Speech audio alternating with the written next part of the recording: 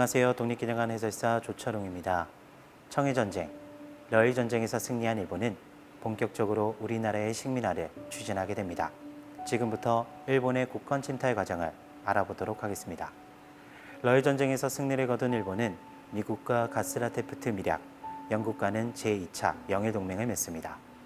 그리고 러시아와는 포츠머스 강화조약을 체결하여 강대국의 묵인하에 대한제국의 외교권을 빼앗기 위한 모든 준비를 마칩니다. 그리고 1905년 11월 17일 일본의 군대로 둘러싸인 경운궁 중명전에서 일산이격이 강제됩니다. 여기서 일산에는 1905년을 부르는 말입니다. 그리고 늑약이란 무력 또는 강압에 의해 억지로 맺은 조약이라는 뜻인데요.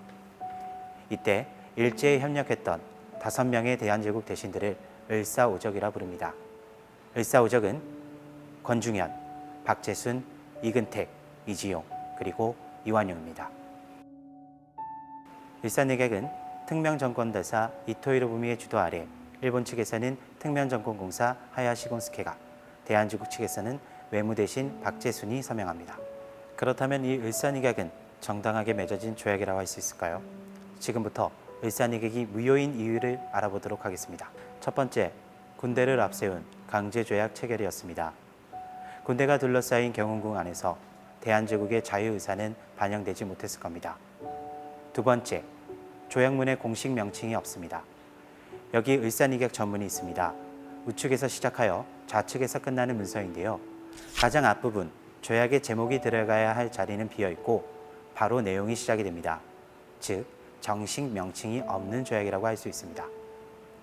세 번째, 위임 절차가 없습니다. 한 나라의 외교권을 넘기는 중요한 조약을 체결함에 있어 고종황제는 외무대신을 조약 체결의 대표로 위임하는 아무런 조치도 취하지 않았습니다. 따라서 서명을 한 외무대신 박재순은 황제를 대리하는 대표가 될 수 없었습니다. 일본 측 서명자 하야시 곤스케 역시 이랑의 위임장을 받지 않았습니다. 이러한 이유로 일산의격은 무효라고 할 수 있겠습니다. 일산의격이 체결된 후 일본은 통감물을 설치하여 외교뿐만 아니라 내정에도 간섭하게 됩니다.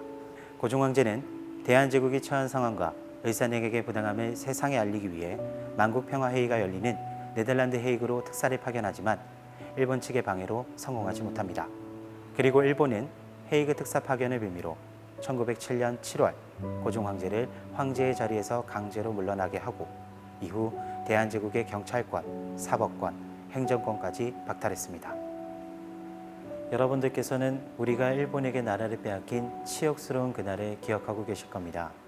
지금 보고 계신 사진은 1915년 조선물산 공진회 당시 경복궁 근정전입니다.